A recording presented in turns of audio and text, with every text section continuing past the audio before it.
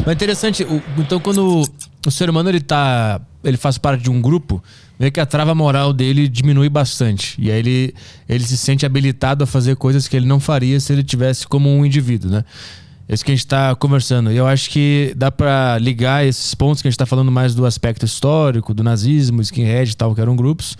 E a gente pode trazer agora, eu acho que para o Twitter, para redes sociais, no sentido de que esse movimento ainda acontece, né? De grupos se unem, elegem uma ou duas pessoas que são o mal do mundo e cancelam ela. Eu acho que o movimento de cancelar alguém é muito parecido com o movimento fascista. Com certeza, né? O fascismo, ele tem o que eles chamam de noção de democracia orgânica, né? O que é democracia orgânica? Diferente da democracia liberal, ela é uma democracia que opera por grupos. Justamente são grupos da sociedade que vão participar do processo de eleitoral também, não só do processo eleitoral, mas como grupos de interesse. Então, na democracia orgânica, as grandes corporações, por isso que eles falam do corporativismo, do fascismo, elas são os representantes de determinado nicho da sociedade. Então você tem o advogado, vai votar na corporação dos advogados porque é ela que representa ele. O professor na corporação dos professores. E muitas vezes até o sindicato. O sindicalismo, na verdade, a base do sindicalismo ela é muito fascista, se você for ver. Não é à toa que a falange espanhola, né? Eu falo isso até porque meu avô lutou na Guerra Civil Espanhola e tal. E a falange espanhola, ela tinha um movimento anterior a ela, que foi atrelado a ela depois, que se chamava nacional-sindicalismo. Então o sindicalismo, essa ideia de você se ver representado por corporações, ela é uma ideia base do fascismo. E o fascismo, como qualquer outro identitarismo, ele traz também essa questão de você ser representado por um grupo, né? O grupo te representa. E aí, o que eu vejo hoje, por exemplo, na internet, e até em outros grupos que, enfim, não estou falando que são fascistas, embora às vezes tenham atitudes totalitárias que se assemelham muito, só se troca a bandeira muitas vezes. Mas os grupos identitários hoje, eles reproduzem essa lógica, né? Uhum. Essa lógica de certa forma de você operar por grupos, né? Você não é mais a questão do indivíduo. Então, por exemplo, eu sou LGBT, eu voto no LGBT.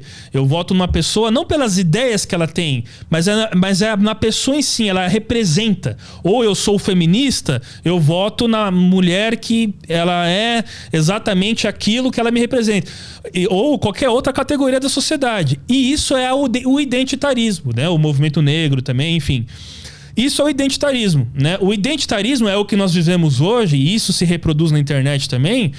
É uma espécie de corporação, vamos dizer assim. Porque você vai se sentir representado por determinado grupo, então você vai votar em determinado... Ou você vai simplesmente moldar todas as suas ações que sempre voltadas para aquele grupo. E aí, quando você tem alguém que foge àquele grupo... Da mesma forma que esses neonazistas do passado executavam, agrediam homossexuais na rua, você tem a questão do cancelamento. O cancelamento é uma atitude exatamente igual desses radicais do passado em querer eliminar qualquer resistência à visão de mundo perfeito que você tem.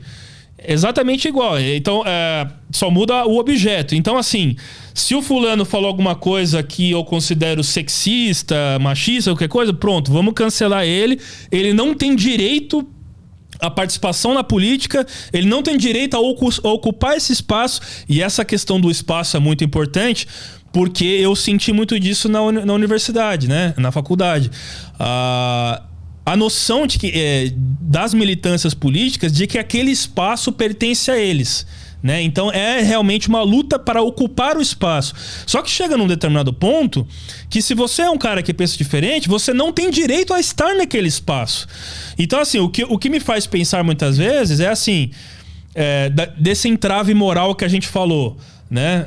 Esses grupos não estão armados e têm um direito ainda que rege e que vai punir a pessoa de fugir, enfim, do ordenamento legal, qualquer coisa assim. Mas se não tivesse isso, por essa noção de ocupar os espaços e não deixar com que o diferente esteja ali, é a mesma base do totalitarismo que queria eliminar o diferente, né? Então, se antigamente era o judeu, se antigamente era o, enfim, qualquer outro grupo étnico, ou seja o que for, hoje o que pensa diferente de mim e que não concorda com aquilo que eu penso ou falo, ou às vezes não é nem o que pensa ou o que fala, às vezes é o que a pessoa representa.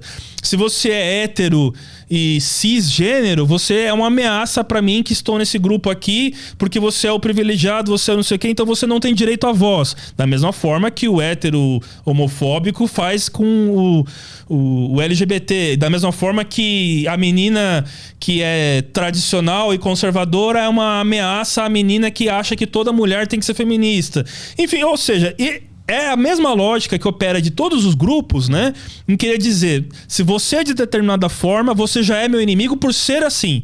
E se você tiver uma opinião política ainda por cima, ou seja, como você ousa ter uma opinião política contrária à minha, sendo que você também é contrário a mim na sua essência, por ser quem você é.